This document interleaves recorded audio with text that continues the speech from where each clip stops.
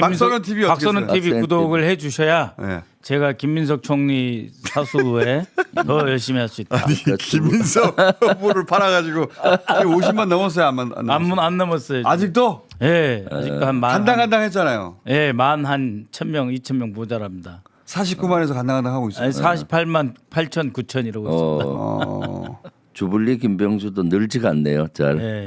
여기 계속 주기적으로 나오셨는데 아, 그러니까 안 나오면 안 주불리 돼요. 김병주 박선원 TV 의원님은 지금 어디까지 가 있습니까? 51만에서 정체가 되고 있는데 네요. 네. 많이 갔네요. 구독해 주십시오. 자, 오랜만에 구독 얘기 좀 하고. 한마디 해주세요. 구독하라고. 아, 이제 알아서 하세요. 이제 알았어. 적어도 이제 됐는데 이제.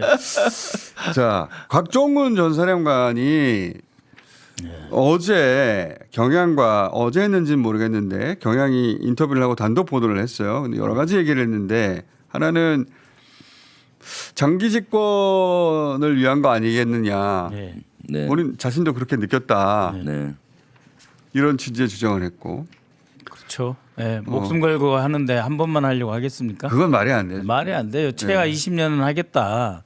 정신 집권하겠다 하는 것으로 하고 튀어나오는 거죠. 전 세계 어떤 그 계엄이 예, 쿠데타 세력이. 그 계엄한 이후에 자 그러면 당신들이 알아서 하시고 물러갑니까? 예, 더욱이 이들은 집권 친위 쿠데타 세력이잖아요. 그러니까요. 예, 반항 반군 세력이 아니기 때문에 더더욱 계속 집권하려고 예, 했겠죠. 그렇습니다. 20년 정도는 해야 그래야 여인영이도 차례가 오고 그러죠. 그러니까요. 그 군인들이 머릿속에 그렸을 것은 네. 이제 윤석열 다음 네. 그 다음 되면은 김건희하고 김정은하고 전두환 예, 노태우 여인영하고. 생각했겠죠. 그럼요. 네. 정호영도 하고 싶어서 얼마나 그랬었습니까? 그런 생각을 하며 그 계엄에 들어가지.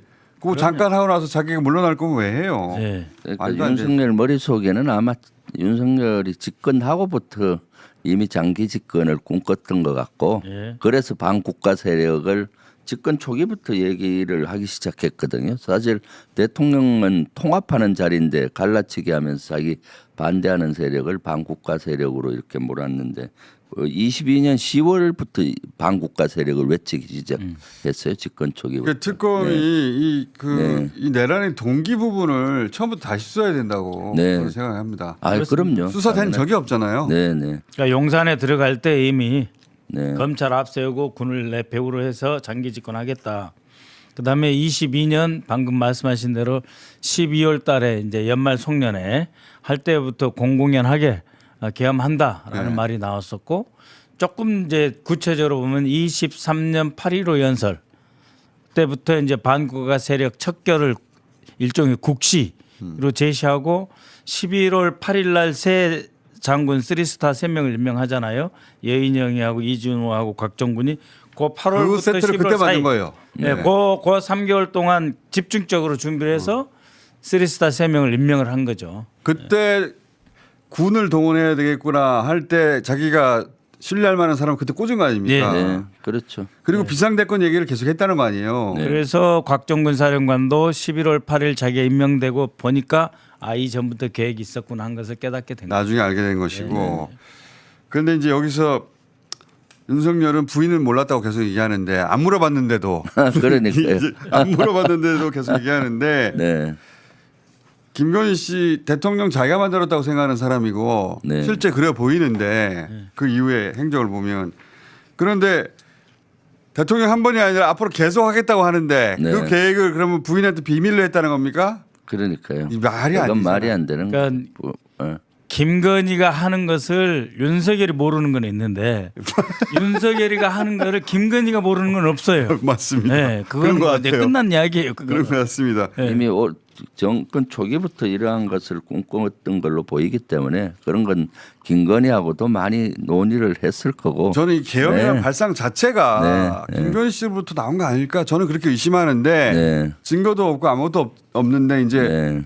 그동안 국정이 돌아가는 그 사정이라든가 김건희 씨가 그 힐건이라는 프로젝트를 예. 자기가 대통령이 되려고 하는 그런 프로젝트를 진행했다든가 통일 대통령이라는 네. 이야기라든가 이거는 그러니까 이거를 본인이- 이제 추적을 할 때는 예.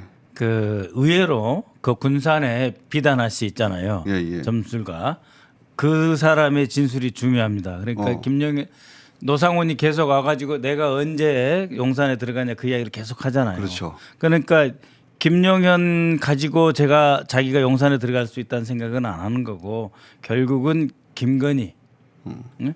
윤석열 프로젝트 YP, 윤석열 프레지던트 프로젝트, 그러니까 검찰총장 사표 던지고 나오면서 그 기획까지 다 했던 내가 언제 대통령실에 들어가 가지고 이 계획을 실행할 것 같으냐, 내가 언제 대통령하고 일할 것 같으냐를 계속 물어봤잖아요. 노상원 씨가 물어봤다고 노상원 하죠. 물어봤죠. 무속인 그러니까는 만나가지고 그 전부터 이미 김건희와 연결돼 있을 거라고 그거 의심하시는구나. 없지는 안 되는 거죠. 예. 그러니까 노상원과 그 김건희의 그 커넥션이 없었을까 이런 의혹도 가지게 되고 두 사람이 뭐 비아폰 통화를 하지 않았을까 이런 의심도 하게 되는데 수사가 전혀 안 돼 있죠. 그럼요. 예, 지금 전혀 안 돼 있죠. 사실 그 대목- 공기부터 네. 그 대목 수사해야 되고 곽정훈 사령관이 또 무슨 얘기했냐면은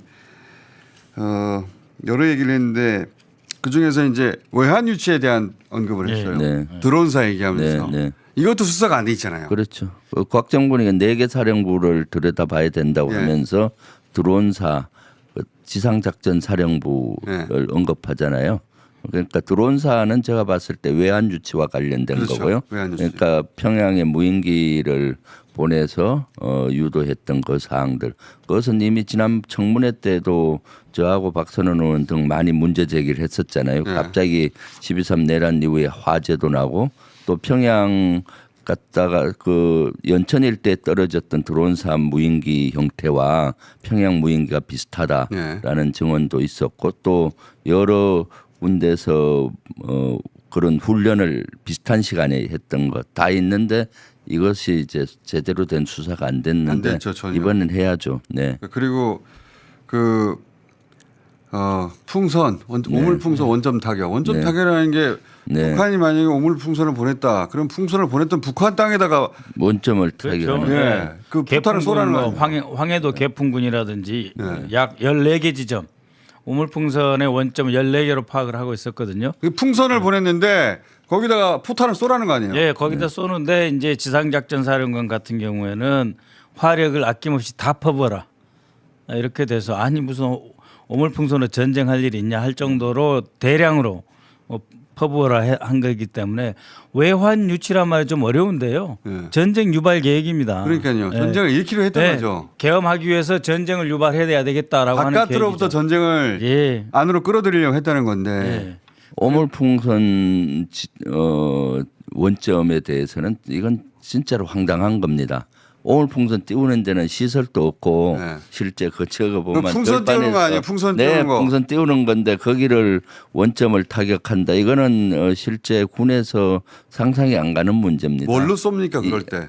곡사포로 그럴 때 주로 이제 곡사포라든가 뭐 전 통상 곡사포로 쏘는데 또 사실 그 지점이 어떤 지점인가 하면은 군사 분계선으로부터 10에서 한 15km 정도 후방 지역이에요. 예. 그러니까 소총으로 쏟는 사거리가 아니잖아요. 그렇지. 그래서 곡사포로 쏟든가 아니면 전투기를 이용해서 하든가. 그럼 우리가 가지고 뭐 하는 있는 거죠. 모든 네. 그 네. 저 뭡니까 포를 다 쏘라고 했다면 예. 그러면 어느 정도 파괴력입니까? 그러니까 그 엄청난 거죠. 사실은 원점에 대해서 타격을 하게 되면은 저건 또 북한군은 거기에 대해서 대응 사격할 거 아닙니까? 제가 1차적으로 궁금한 것은 네. 거기다가 우리가 가지고 있는 거를 다 쏟아부으라고 네, 했다잖아요. 화력을 다 쏟아. 네. 화력을 그러면 그게 어느 정도의 화력인 거예요? 상상을 초월하는 거죠. 네. 지상작전 사령부의 하력이면 뭐 그러면 간단합니다. 지금 그 우리는 모르니까. 이란하고 이스라엘하고 공격을 하는데 예. 이란이 이제 이스라엘 공격하는 건 이제 텔레비 많이 보여주잖아요. 그렇죠. 그거 몇 배 된다고 보시면 돼요. 그걸 왜냐하면 그 해보면. 미사일 몇 개 떨어지는 거 비교할 수 없습니다. 예, 화력을 그럼 그 일대 사람들 다 죽겠네요. 다 불받아 되는 거죠. 그렇게 봐야 불가능한 되는 거죠. 거죠. 네, 전쟁을 유발하려고 했으니까요. 그거하고 다 아파치 헬기의 NLL 인근 북상에서의 그 비행하고 다 연결이 됐습니다. 아파치 헬기 그 NL 근처에 띄운 것도 이제 소위 정보 합동 작전이라고 하는 이름으로 정보를 취득해야 되잖아요. 네. 그러니까 이 아파치 헬기 띄우고 정보도 보면서 거기서도 때리겠다 하는 거기 때문에 정말 이 가공할 만한 상상하기 어려운 계획들이 있습니다. 다만 김병주 의원님하고 제가 1, 2월 달에는 아직 내란에만 집중을 하자 해서 안 한 것이죠. 자, 이게 이제 이제는 해야죠. 알려진 게 크게 세 가지가 하나 있는데 하나는 풍선 예. 네 가지구나. 그 풍선을 날린 곳에다가 곡사포를 때려 쏴라. 이게 하나 계획이 있었고 또 하나는 지금 말씀하신 아파치 헬기 예. 일부러 NLL 비행을 해가지고 북한을 자극해서 예. 공격을 하도록 유도하는 예. 그걸 했고 예. 그리고 연평도에서도 예. 화력, 자주포 그러니까 사격 등이 예전에 북한이 도발을 했을 때보다 더 많은 포를 쏜 거 아니에요? 예. 왜 이렇게 쏘는데도 북한이 반응이 없지? 계속 쏘았다는 거 아니에요? 예. 그래서 두 차례 나눠서 더 많은 그 화력을 투입해서 쏘았죠. 그리고 무인기를 북한에 보냈는데 하나는 떨어진 게 그 북한의 고위 간부, 네. 최고의 간부들이 사는 곳에서 이게 떨어졌고, 그러니까 작년 10월 6일부터 10월 9일까지 북한의 최고인민회의를 했거든요. 예. 그러니까 거기다가 대놓고 이제 소리가 많이 나는 무인기 일부러. 중에 조용한 게 아니고 소리가 많이 나는 들킬 수밖에 없는 일부러. 그런 무인기를 갖다 놓고 보내놓고 그 통에다가 전단을 넣어서 이제 살포를 한 건데 두 가지 설이 있습니다. 하나는 드론사 중심의 작전이 하나 있고요. 또 하나는 국정원과 정보사가 그 안보실의 지시를 받아서 백령도에서 침투시킨 거하고 두 가지 설이 같이 존재하는데 둘 다 했다고 보고 있습니다. 그래서 이 중에서 사실은 무인기 북한 그러니까 간 대통령실이 개입한 설이 하나 있고, 네. 군에서 한 게 하나 있고, 네. 네. 그래서 특히 지금 얘기한 이런 여러 가지들이 다 전쟁을 유발하는 유도하는 것인데 그 중에 아마 무인기는 실질적으로 행동을 했고 팩트잖아요. 네. 그래서 그것은 아마 수사로 밝혀지기가 상당히 쉬운 문제라고 봐요. 그렇기 때문에 곽종근 사령관이 드론사를 꼭 해야 된다는 식으로 4개 사령부를 언급했잖아요. 네. 그래서 드론사 그것을 밝히면 이미 큰 퍼즐은 저희들이 청문회에서 밝혀놨기 때문에 그걸 수사로 더 명확히 하게 되면은 외환유치죄를 밝힐 수가 있다. 이게 외환유치죄가 네. 들어가면 이건 네. 이거 사형밖에 없잖아요. 그렇습니다. 그리고 어제 이제 그 국가정보원장 인사청문회에서 공개 회의에서 나온 부분만 말씀을 드리면은 그 비아폰 있지 않습니까? 예, 비아폰을 만들어서 주고 그것을 운영하는 것은 이제 경호처가 하는 것 같지만 예. 그 서버에서 실제로 비아폰을 주는 문제는 또 국정원에서 관리를 해요. 그래서 그게 아직 남아 있어요. 국정원에 그 자료가 예, 그러니까 있습니다. 지금 경호처에서 삭제했다 어쨌다 예. 뭐 하는데 예. 국정원에서도 그 자료가 백업본이 있다는 거예요? 그렇죠. 이 전화기를 만들어서 배포하는 데가 국정원. 정성이 이제 비아폰을 국정원에서 만들어요. 그 모델을. 그래서 저도 군에 있을 때 비아폰을 갖고 썼는데 그때 우리들끼리 장군들끼리 한 얘기가 있어요. 이거는 상대는 못 듣는데 이 만든 국정원은 듣고 있지 않겠냐. 그럴 수 있겠네요. 그럴 수 있겠네요. 그래서 경호처에만 끝날 일이 아니고 네, 이제 원장 이거 수사하려면 수사할 수 있다. 네, 충분히. 원장도 이제 비아폰 그 부분에 대해서 들으셨기 때문에 아하. 수사하실 겁니다. 조사를 하실 겁니다. 그리고 그 검찰이 그 계엄에 개입했냐 어쩌냐 이 예. 부분도 수사 대상인데 이건 이제 두 분이 할 내용은 아닌 것 같긴 한데 오늘 군에 관한 얘기를 주로 하려고 네. 하는데 그럼 지작사는 지난번에 여러 번 거론하셨는데 예. 지작사는 사실 빠져 있잖아요. 네, 빠져 있죠. 지작사령관은 본인이 억울하다고 얘기하고 있고. 네, 지작사는 제가 계속 거론을 했었잖아요. 지작사는 지구계엄 사령부를 만들다가 중지가 됐어요. 계엄 사령부 전국에. 예, 본인 그 지작 사령부는 지구계엄 사령부를 만들고 자기가 지휘하는 예하 군단이 있거든. 군단은 지역계엄 사령부를 만들다가 6시간 만에 해제됨으로써 이것이 중지가 된 거거든요. 그것은 다 청문회에서 본인들이 만들다가 중지를 했다라고 증언을 했고 여기에 대해서 조사가 안 된 거예요. 그다음 두 번째는 거기 합참도 나오잖아요. 예. 합참이 실제 경계태에서 2급을 걸어서 정군에 그 실제 실탄을 주고 무장을 시킨 거예요. 정군에. 네. 그럼 이제 지작사는 그 두 가지를 어떻게 결부시켜서 했느냐. 경계태세 2급에서 지작사 전 병력이 수십만이 되는데 무장을 하고 대기 상태를 유지하고 본인들은 사령부는 지구계엄사령부, 예하는 지역계엄사령부를 만들어서 이것이 어떻게 통합을 해서 거기에 계엄에 기여를 했느냐. 사실은 짧은 시간에 끝나서 그렇지 이것이 길어졌다면은 곽종건이가 얘기했듯이 하나하나 행동 매뉴얼대로 했을 것이다라는 거죠. 그런 것들이 이제 수사가 전혀 이루어지지 않고 있다. 다른 계엄과 무관하다는 식이 얘기했는데 그게 아니라 네, 계엄의 역할을 하긴 했을 텐데 네, 세 가지 임무가 있습니다. 세 가지 임무. 첫 번째는 이제 9.3의 장군이 그 저기 판교에 있는 정보사령부에 와서 대기하고 있었잖아요. 네. 그러니까 여참에 1군단에 있는 기갑여단을 빼가지고 추가로 빼가지고 이제 파주에서 이렇게 일산으로 해서 이제 여의도나 국회나 이런 데 장악하는 그 준비 하나가 있고, 두 번째는 이제 아까 말씀드렸듯이 원점 타격할 때 화력 퍼붓는 게 하나가 있고, 세 번째는 노상원 수첩에서 나오는 역행사 방지 대책이라는 게 있어요. 역행사. 그러니까 자기들이 쿠데타와 이 계엄을 하는데 이걸 행사라고 표현하면서 네, 그 행사를 하는데 이것에 대해서 저항이 있을 때 진압을 해야 돼요. 아, 그렇죠. 네? 그렇지. 그래서 지작사령관이 용인이나 이런 데 이제 사령부가 있으니까 그래서 보고 있다가 만약에 아니 뭐 특전사고 투입했는데 갑자기 뭔지 모르고 튀어드는 군이 있으면은 가서 진압을 해야 되는 거예요.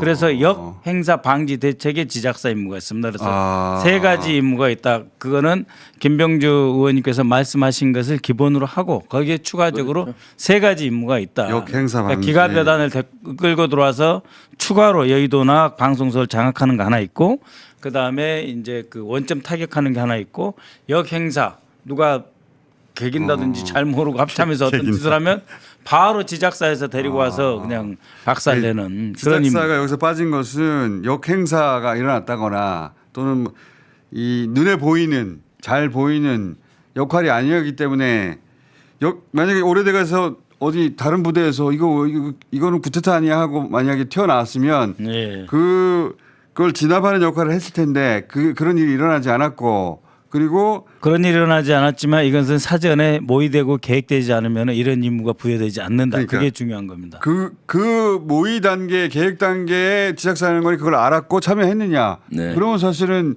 주요 종사죠. 아, 그렇죠. 그렇죠. 근데 그런 수사 그게 했는지 안 했는지 수사 자체가 안 됐다는 거. 네. 여인영 메모에 나오잖아요. 네, 그렇죠. 여인영 수첩에 지작사령관도 각오가 되어 있다. 그러니까요. 뭐 이렇게 나와 있잖아요. 네 개 사령관. 지긋 치읓 네. 즉 지작사, 특전사, 지읒은 소방사, 방첩사인데 지읒이 맨 앞에 있는 거는 포스타이기 때문이죠. 네, 사성장군. GT 티그 시오 비오번 저걸로 네. 보이죠. 지작사, 특전사. 그런데 이제 지작사 사령관은 본인은 이제 부인하고 있고 뭐 억울할 수도 있으니까 제대로 수사를 해서 억울함이 있으면 풀어줘야 되겠네. 네, 오히려. 그렇죠. 네. 네. 아니 그러니까는 자신이 참여해서 성공했으면은 국정조사 특위가 없었을 거니까 참여할 기회가 없죠. 그러니까 졌기 때문에 저지됐기 때문에 이제 마치 그러시는데 조사해야 됩니다. 수첩이 아니고 핸드폰 메모라고 합니다. 네, 핸드폰 메모입니다. 핸드폰 메모가 수첩이에요 요새는 사실. 네, 네. 네.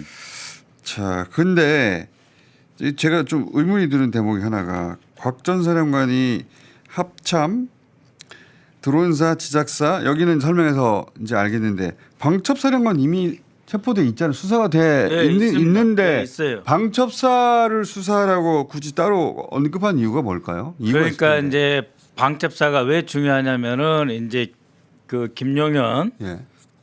충암고 라인으로 해서 방첩사령관이 제일 그 핵심이에요. 예, 그렇죠. 네, 그리고 뭐 전두환 보안사로부터 시작을 해서 방첩사가 다 핵심이고, 보안사의 후신이니까. 예, 예, 그리고 김용현 등 윤석열의 충암파의 핵심이고, 그렇죠. 그 다음에 저기서 몇 분 모였어요. 예. 예, 자기들끼리. 그러니까 그 여인영 방첩사령관이 불러가지고 특전사령관하고 이준우가 가고. 홍장원 차장하고 통한 것도 그게 아닙니까? 방첩사 예, 아닙니까? 방첩사.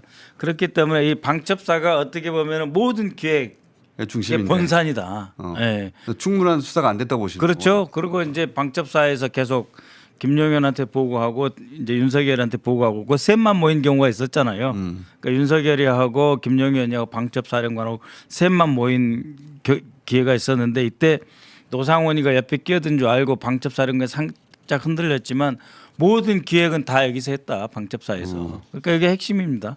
오피셜 기획은 거기서 다 했고. 실제 방첩사는 이번 비상계엄의 몸통이라고 봐야 되겠죠. 그런데 지금 보면은 여인영하고 몇몇만 이렇게 그 조사가 되고 그 하부적으로는 조사가 안 되고 또 일부는 또 영웅시되고 있잖아요. 마치 뭐 자기들이 그 막은 부에 것처럼. 그런데 실제 방첩사 같은 데는 예를 든다면은 정군을 다 볼 수가 있는 조직이거든요. 전국을 예를 든다면은 방첩사가 주요 부대에 대한 전화기 그 감청도 다 하고 그러니까 움직임을 다 보면서 각 부대별로 또 방첩 부대장이 나가 있어요. 예를 들면 국방부와 합참의 방첩 부대장이 나가서 그 커넥션을 어떻게 연결을 하면서 했느냐 그런 것들이 다 그 종합판이라고 보는데 아주 일부 극소수의 것만 수사가 돼 있는 거죠. 그러니까 방첩사가 이제 별이 20개가 있는데 그 그렇게 많아요? 중에서 그 원스타 이상은 11개의 직위가 있습니다. 그러니까 처장 이상은 다 처장부터 이제 별이거든요. 그러니까 방금 저기 김병주 의원님 말씀하셨다시피 처장급 이하 처장 이상은 수사를 다, 해봐야 된다. 네, 그렇습니다. 그 숙청 대상 그이 작성됐다는 이야기가 블랙리스트 있었잖아요. 네. 수사하고 있다고 했죠. 네, 네. 공수처에서. 그거 결국은 숙청 대상 아닙니까? 숙청 대상 그죠? 아 그렇죠. 왜냐하면 계엄하고 난 다음에 이제 자기들이 완전히 모든 걸 다 장악하고 나면은 예.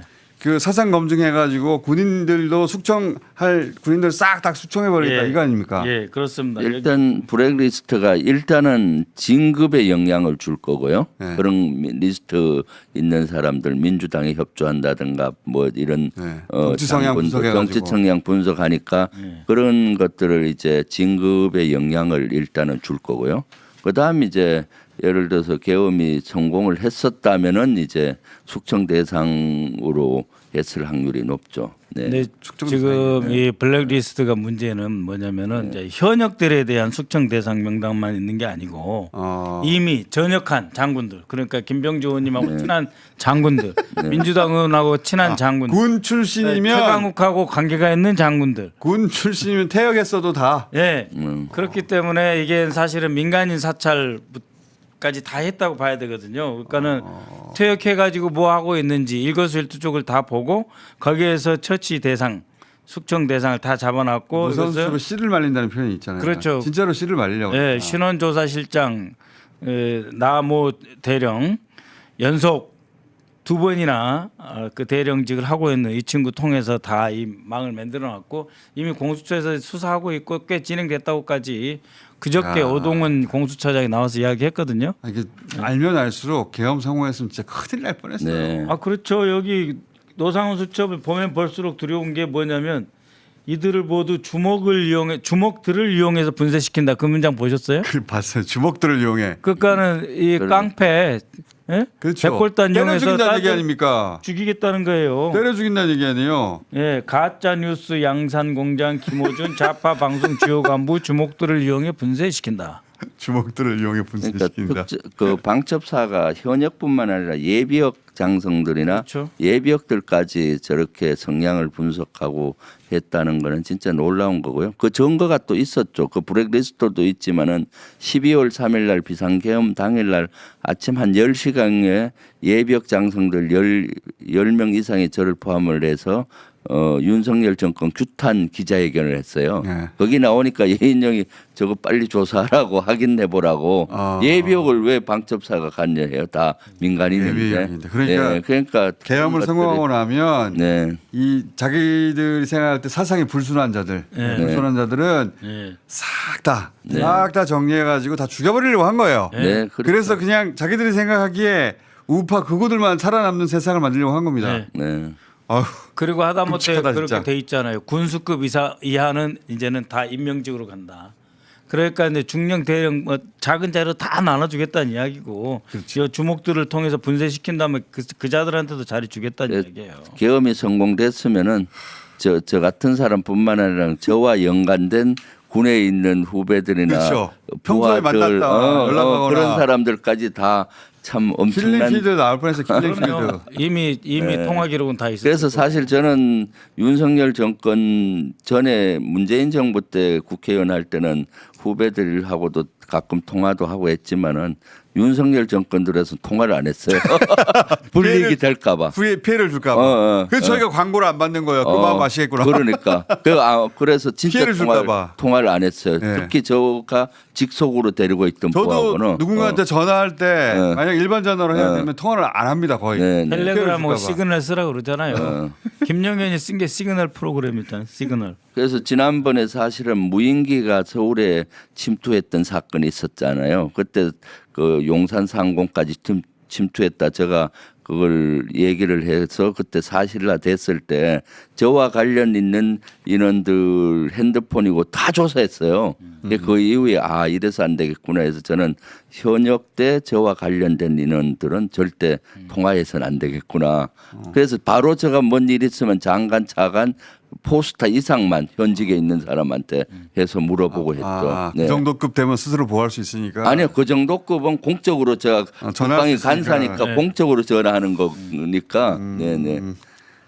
그러니까 특히 노상원 수사가 예, 안 했죠. 전혀 안 했죠. 이 노상원 수사가 진짜 이 계엄의 민낯이 드러날 그럼요. 수사인데 네. 이거 전혀 안 돼 있잖아요. 네. 수첩도 우리가 내용을 잘 모르고 네. 이게 전부인지도 모르겠고. 노상원 수첩 플러스 노상원이 거기서 발견된 USB. 네. 예, 그리고 그런 것들. 비아포로 통한 상대. 네. 그거 그래도 예를 노트북 들면은 컴퓨터 있다고 그랬어요. 대검에서. 대검 차장이 분명하게 이야기했습니다. 예를 들면 YP 계획, 네. 윤석열을 프레지던트 만드는 계획 그런 것도 USB에 있었다 하잖아요.